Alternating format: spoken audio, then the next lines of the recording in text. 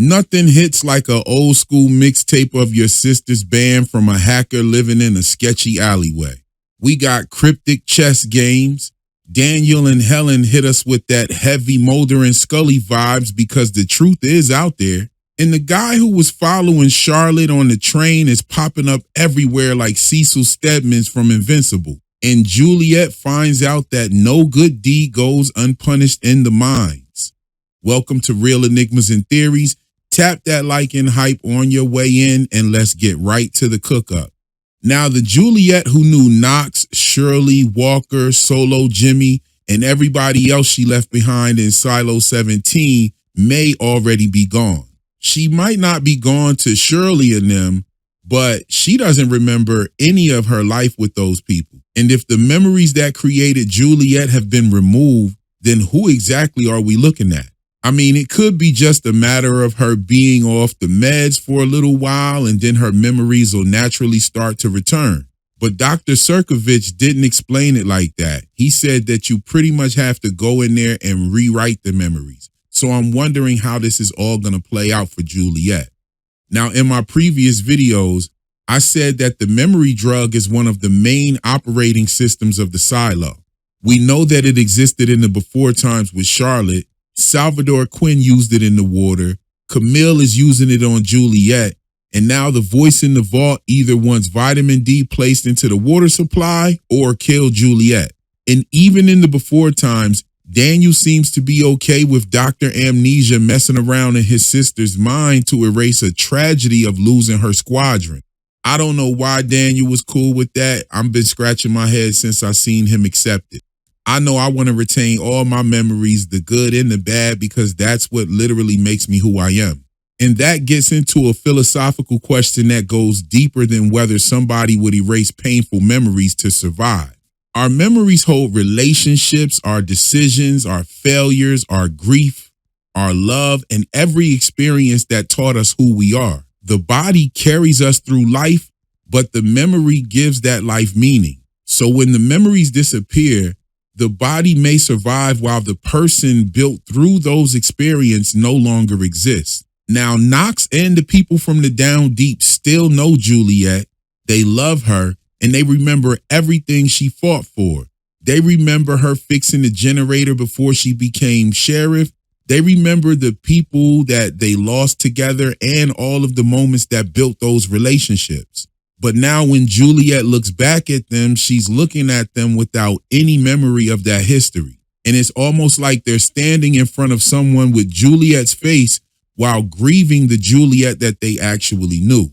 And that's what we see eating up Shirley on the inside. I mean, you got to think about it. They watched her go out and clean, and they thought that they would never see her again. They had hope that she was alive, and she lived in the memories. But then her body comes back. The memories are taken away, and it's a type of death that the silo can pretty much hide. When somebody goes outside to clean, everybody sees the body fall. A public death can create the anger, create all of the questions. It can even create the martyr that they had in Juliet. But the memory suppression leaves the body just standing there. And that allowed the system to pretty much erase the rebel, preserve the face, and then spin a whole narrative to the people that actually know and love her. And everybody's been throwing the little jabs in there. I remember when she saw Walker, Walker said to her, if that's what we're supposed to be calling you. Even the guy down there in the down deep, he also said it, the guy by the mines that was in the wheelchair, he said the same thing. Is that what we're calling you now? So they kind of throw those little jabs out there like, hey, we know who this sister is. Like, this is not who they're propping up to us as Madam Mayor. And that might be the reason why the algorithm didn't want Juliet physically dead at first, because Juliet has become too powerful of a symbol and the people rally behind her.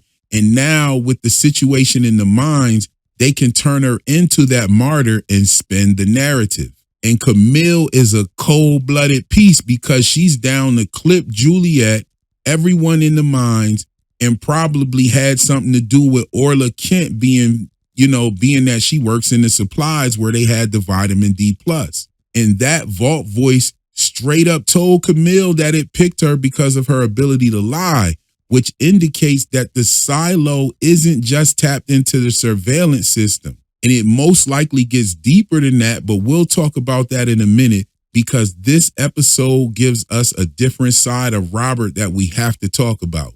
Now, the rapper Common, who plays Robert Sims, has been getting cooked over his acting since season 1.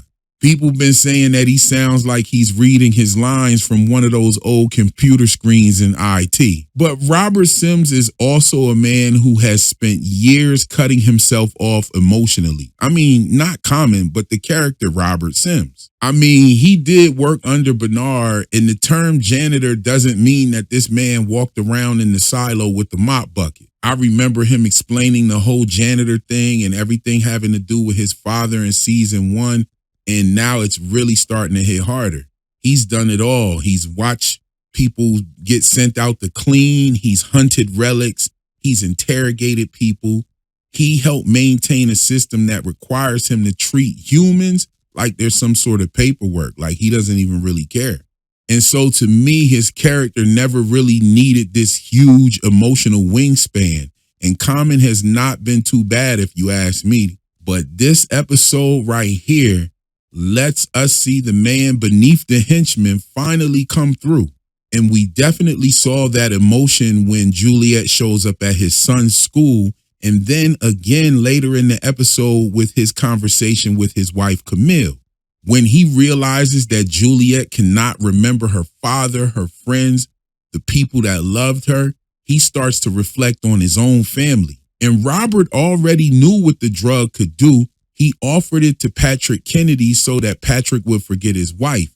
He explained that they could remove specific parts of Patrick's life so he understood how that drug works and all the mechanics. But now he's seeing the actual death of the person and the memories that comes along with it. I mean, he probably just passed it off. Like, yeah, it's not that bad. The person still gets to live, but we take away their memories. But now he's seeing that there's an actual death with the loss of memories. I mean, even the Juliet he knew is gone to him, and with her not remembering holding his family hostage and her just pulling up to Anthony's school like it was all good. So he's actively looking at her like, oh snap, this memory drug is really messing homegirl up.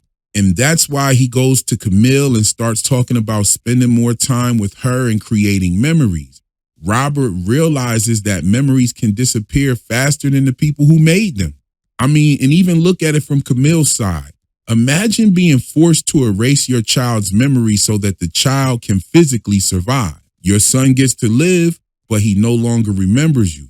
He doesn't remember being held.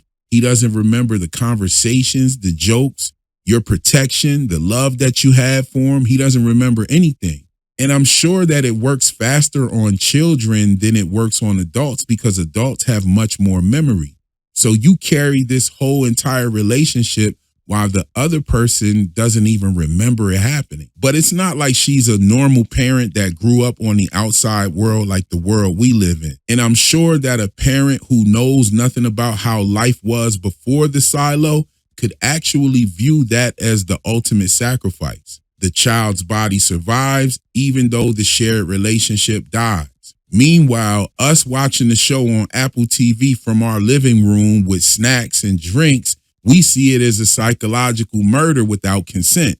The child remains alive, the person that you raise is stripped from them, and Camille is being asked to make that decision not just for her family, but for thousands of families. And she's looking at it like the vitamin D plus could prevent a rebellion and save the population from the safeguard. But it's also going to erase all of the marriages, the friendships, the family bonds, and every reason those people recognize one another. So the voice is not really asking Camille to save the silo. It's asking her to preserve their bodies. And their bodies are nothing more than seeds in a silo. And that is precisely what silos are built for, is to hold grains. And we'll talk about that in a few. But Robert's reaction also gave us another receipt. He clearly knows the consequences of drugging the water. Same thing you're doing to Juliet, but lower and slower. That suggests that he and Bernard knew what Salvador Quinn did. They knew the population had been drugged. They knew the records had been destroyed and the memories had been suppressed. But what they did not know was why. And Lucas found the why when he learned about that safeguard pipe. He discovered that the entire silo could be killed from the inside. He gave the information to Bernard, and Bernard's whole belief system pretty much collapsed. And Bernard pretty much spent his whole life believing that he was protecting the silo, or not his whole life, but at least his career as, the head of IT. But then he finds out that the system that he served all that time built a pipe in the walls that could erase everybody that he claimed he protected. So that's why homie snapped at the end of season 2. He learned the job and what it was really doing. And now we got my main man, Lucas, who has been hiding in the mines. And Camille makes a move that shows how terrified the system is of anybody who knows about that safeguard. She tells the squads to fog the mines for rats. And Kyle is the real target, but the mines are full of expendable humans anyway, so she didn't give a damn. So Camille is prepared to poison everybody in the mines just to kill one man. So let that sit with you for a second. Everybody sent to the mines was already sent down there to die slowly. They're pretty much worked like mules until their bodies break. Then they disappear from the public. They don't become symbols. They don't get a cleaning ceremony. The silo buries them underneath everybody else and waits for the time to finish. You know what I'm saying? They don't even care about those people. I mean, it was such a big deal that a man was pulled from the mines and asked to be the shadow for the head of IT. That blew everybody's minds because once you're in the mines, you pretty much cashed out. And being sent to the mines is definitely less merciful than being sent out to clean. I mean, yeah, they get to live a little bit longer because they're working in the mines, but they're going to die anyway.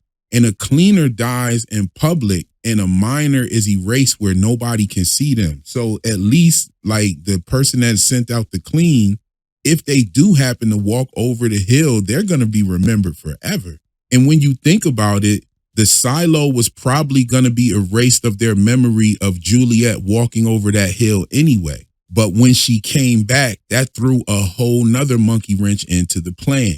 And that means that the mines are a surplus of expendable humans, and Camille exercised that expendability as soon as she hears that Juliet went down there, because she knew Jules was trying to find Kyle. So Camille's willing to kill a whole section for Lucas. Juliet nearly dies in the process, but becomes a device of narrative control once again. Because now they want to sit up there and tell another damn lie that Juliet died in the mines while she was saving people so that they could make her look like heroic and give the people a cleaner ending. Anybody that cared about her really wouldn't trip or question the narrative, because Knox literally watched Juliet walk in there. So they make it look like the mayor who survived and went outside, went into the mines and sacrificed herself, and people died protecting her. But Camille now has to kill her to make that whole thing match the official narrative. And I think that's the same trick that Helen peeped in the before times with the dirty bomb in the Iran conflict cover story. And that brings me to another question. Why is the algorithm focused on Juliet's memory? We know Juliet knows about the other silos existing. She went into Silo 17, met Jimmy. She learned that the people in Silo 17 capped the safeguard pipe. And she also planned to return, and communication between the silos is something that the system definitely doesn't want. So it just screams to me that the algorithm can see inside of every silo. So can the algorithm see inside every silo? I think yes. Does it know what Juliet did in Silo 17? Did it watch her find Jimmy? Did it watch her plan to cap the safeguard pipe in Silo 18?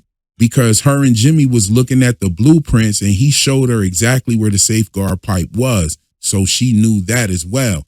And does it know that she wants to assemble a team and return to Silo 17? Let me know what you think in the comments about the silos being connected. But yo, let's talk about something that really had me scratching my head.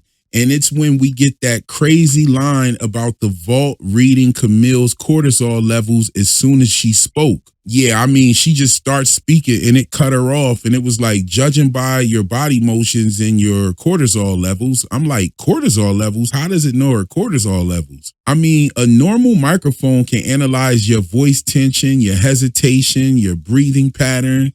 It could pick up your speech patterns. It could pick up your pitch but the cortisol thing is biological. I was like, what? You picked up the cortisol level. She didn't even finish her sentence. So that means that this system would need to collect the chemical information from Charlotte's breath as soon as she spoke those words.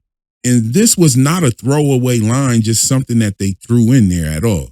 Because the AI could have easily just said, well, analyzing your voice tension and your hesitation, we can sense that you're lying. No, it specifically said your cortisol levels. And that leads me to believe that the voice in the vault may be much more than artificial intelligence. I mean, it could be AI and we're just dealing with aerosol samplers in the walls or some kind of invisible sensor mesh surrounding everybody in the vault or something. I don't know. But I think that the most likely culprit is the nanotechnology. Because if it's picking up on her cortisol levels, then this is not just listening to her like Alexa, it's actually sampling her body. And this is heavy because it also makes that breathing exercise heavier. Serkovich used the controlled breathing with Charlotte.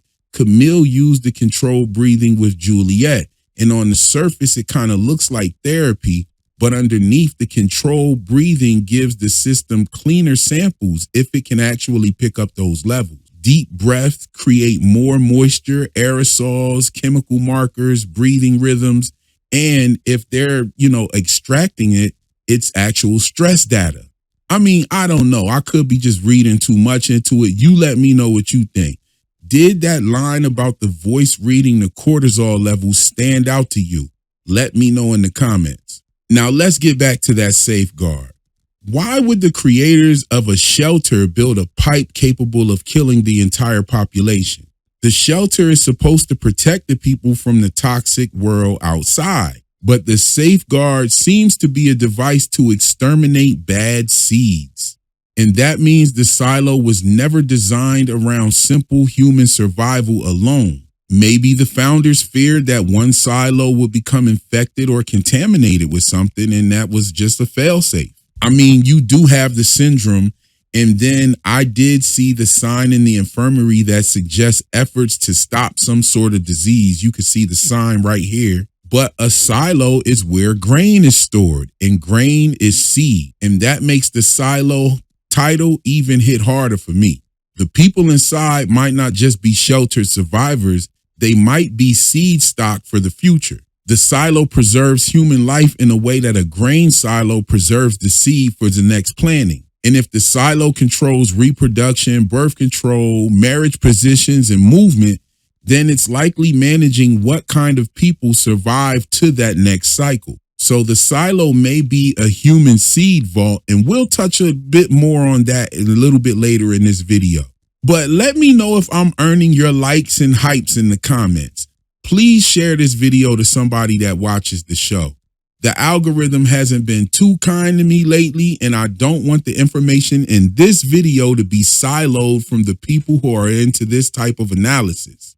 Thank you in advance. Now, the man that Charlotte spotted on that train following her shows up at the reception for her squad mate who died on the mission.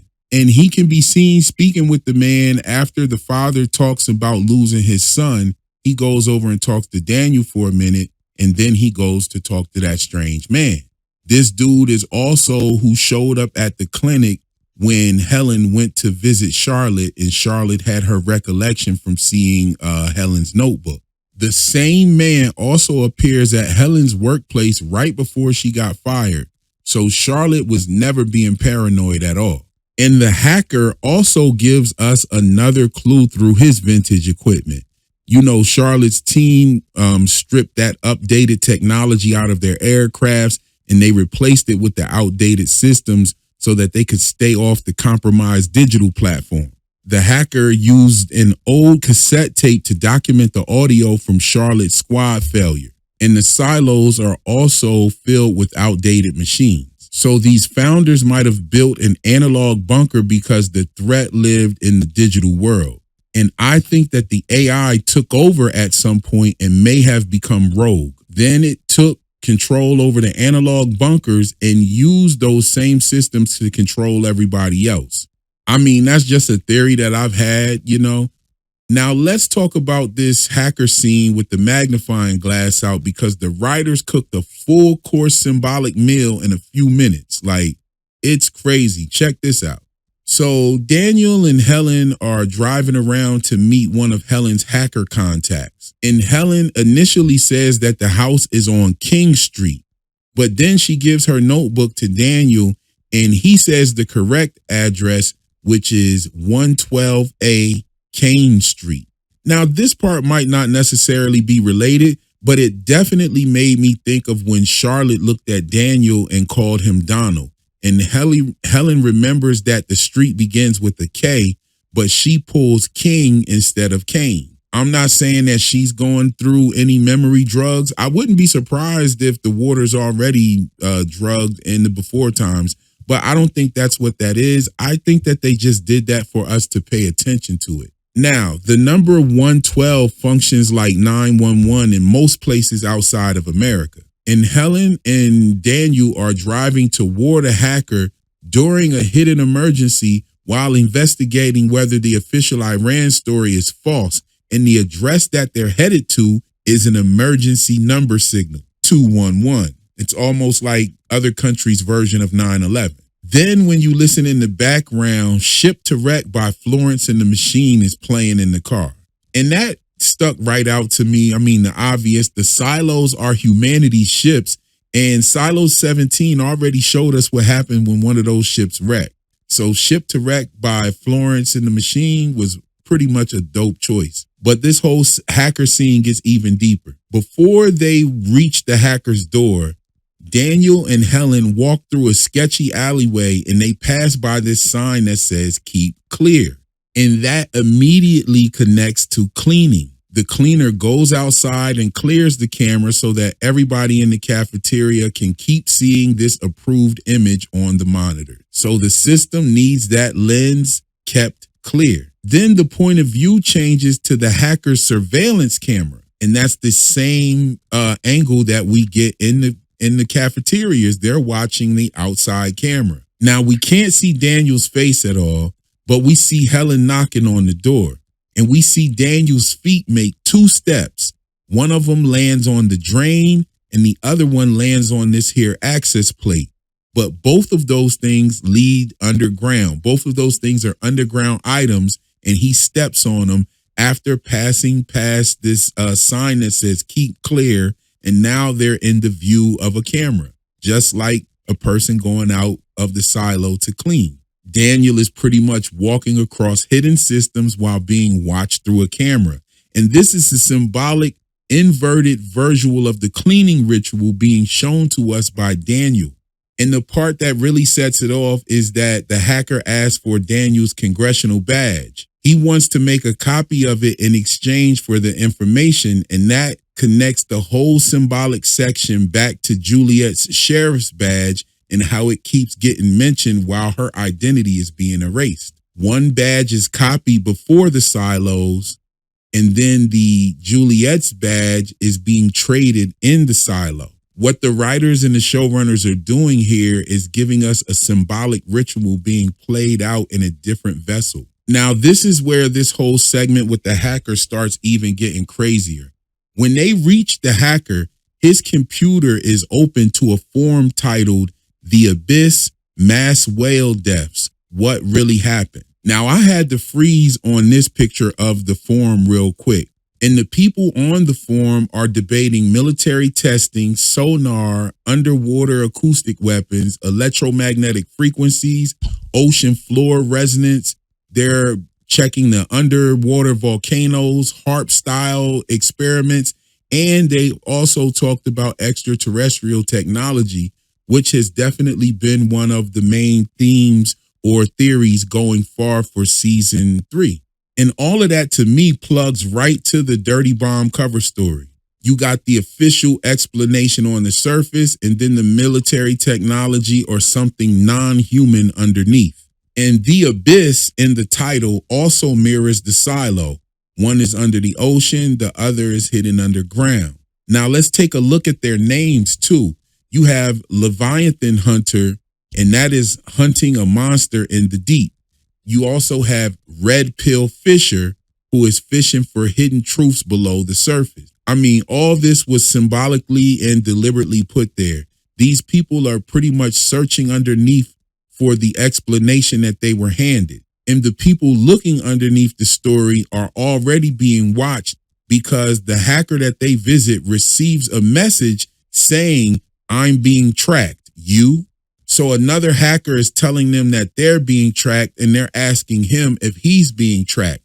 And he got spooked immediately and then turned to his computer with a chess game open. And just by the way he reacts to the message and turns to that chess game, I think that the chess game may be a covert communication channel.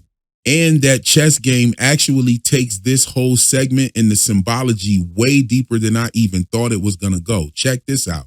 Now, if the forum messages are compromised and they're being surveilled, then the chess move might look like normal gameplay, but to somebody who understands the code, moving a certain piece into a certain square could mean leave, abort, burn the files, somebody's at the door. Like they could be telling each other things, or I'm coming into your territory, or someone's coming into your territory. And we see him moving the white king into the black king's territory.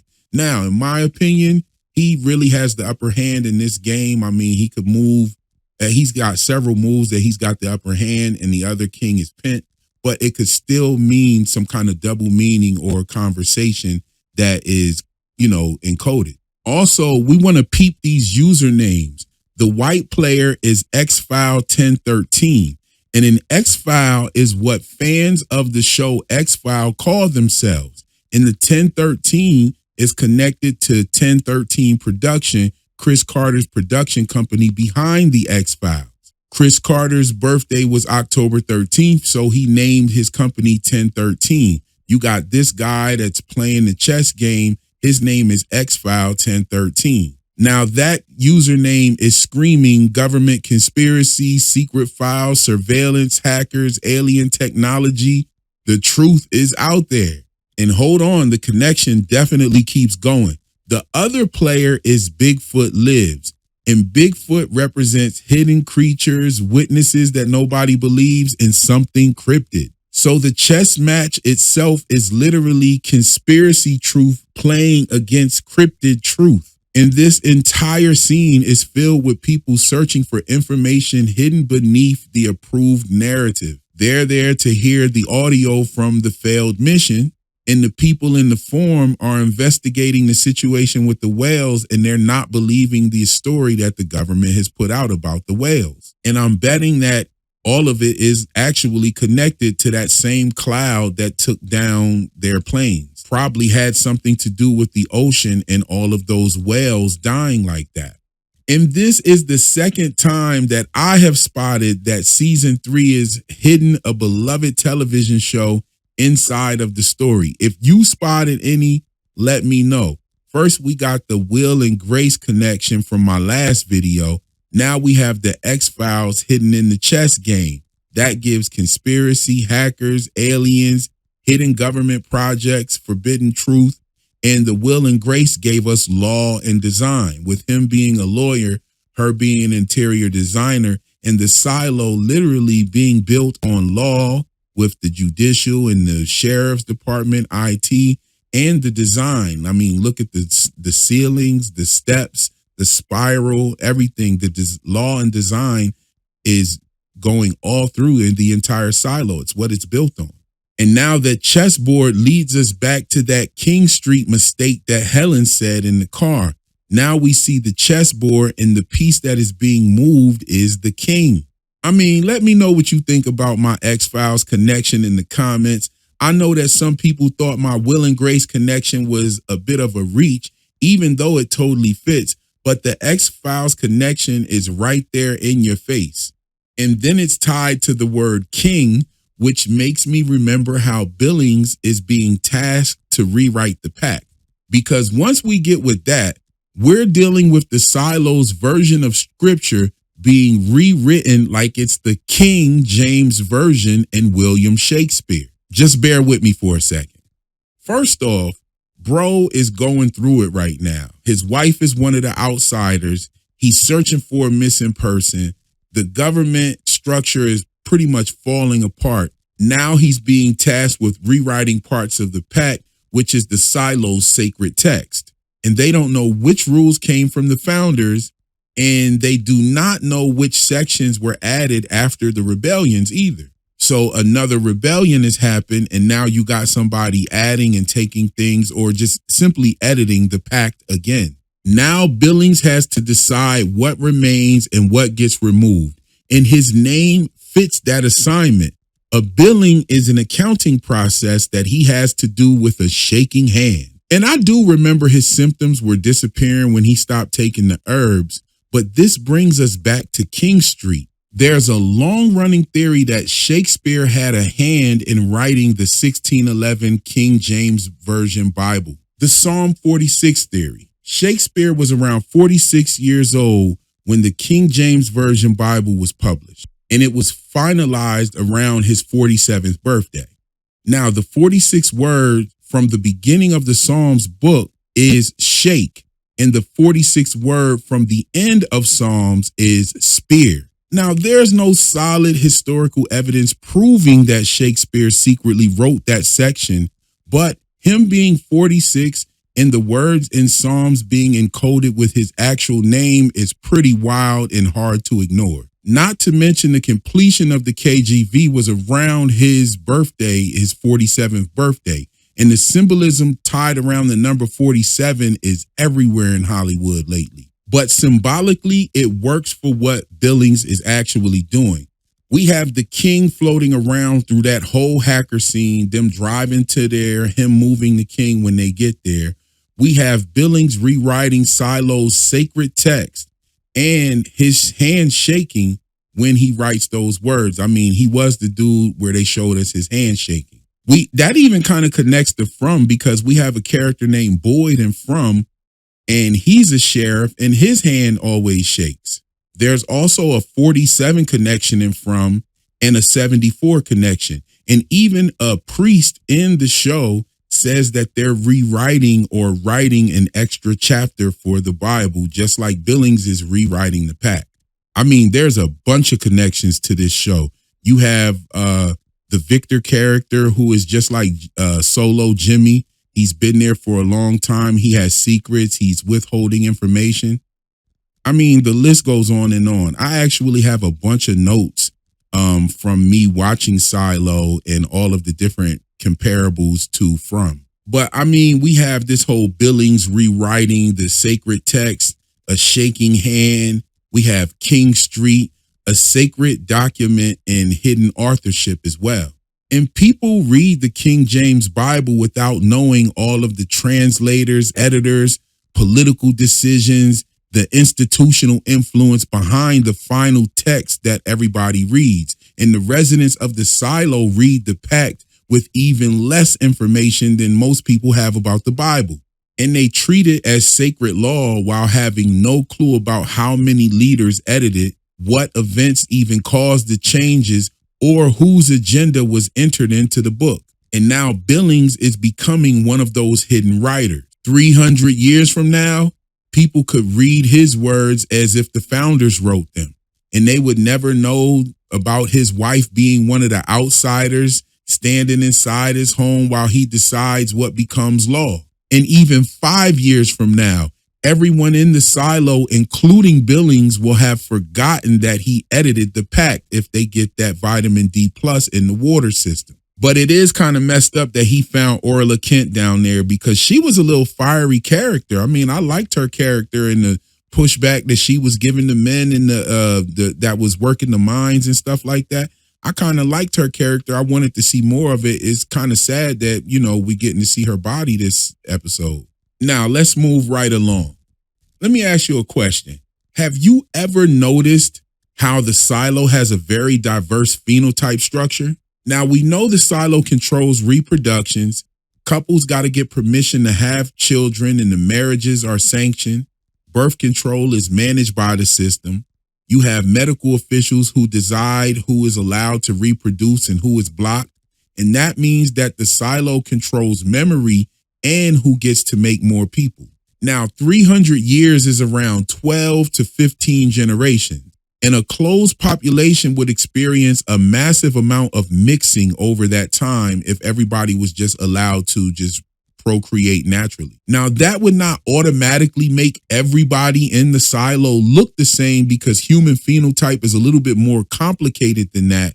But the visible diversity in the silo does raise a question when we already know that reproduction is managed. And for me, it makes me think that the diversity is being intentionally preserved, and begs the question, could the original population have been selected to carry a wide spectrum of human ancestry and genetic variations? And could the algorithm be managing permissions to prevent certain traits from disappearing? Like I said, the silos could be human seed vaults. Each silo could preserve a broad range of humanity so that one day the population can be released and repopulate the outside world with that variation still intact. And that could make the reproductive control a part of the long-term survival program that they got set up. Because we know it's not about simple survival if you got a fail-safe in there that kills everybody. And it would also make every single relationship inside the silo a part of a breeding chart.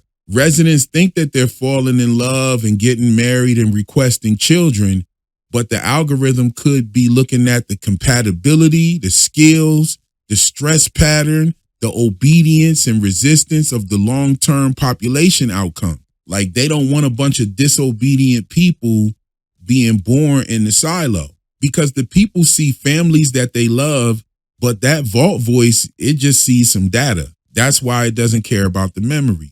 Now, you connect that to Juliet's possible family line or her possible ancestors. I think Daniel, Charlotte, and Helen are her ancestors. But you got Daniel, he's tied to engineering and the drill.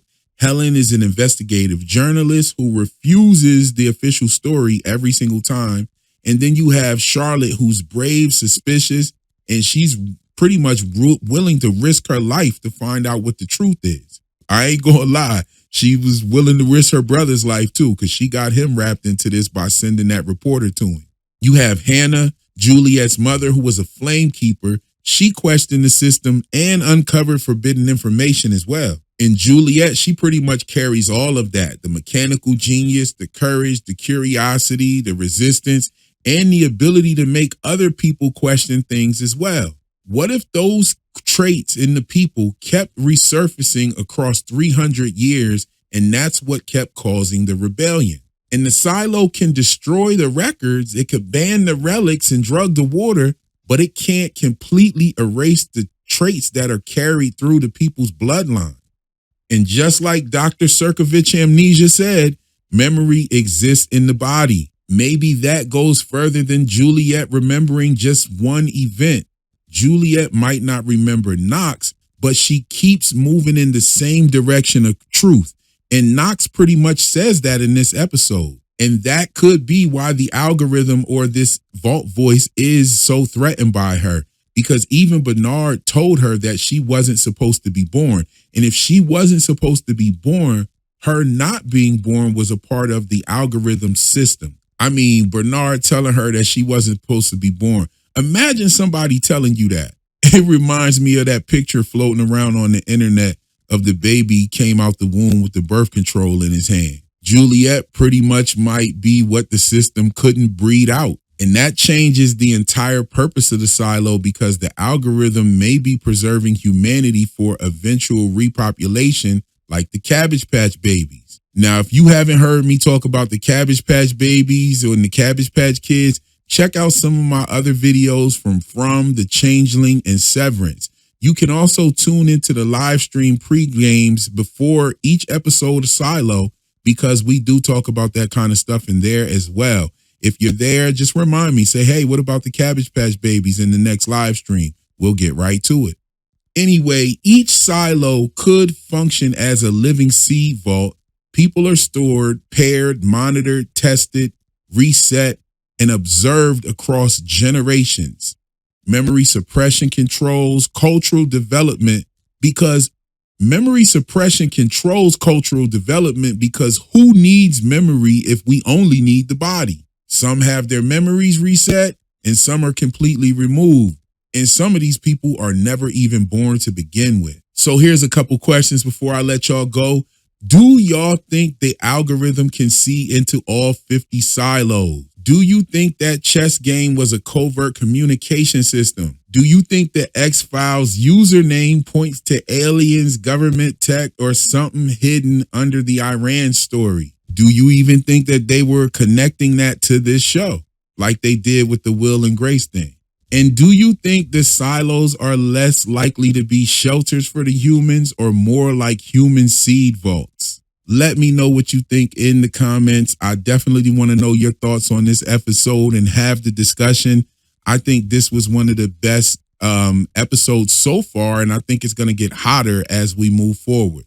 And if you like this video, go ahead and do all that dope YouTube stuff and send this video to someone who watches the show. And if you're not subbed yet, hopefully this will be the video to make you do it. Help me spread this channel. If you want to see me grow, share it, like it, hype it, let the algorithm know you rocking with me. That's all for the video this evening. I'll catch you in the next one. Peace.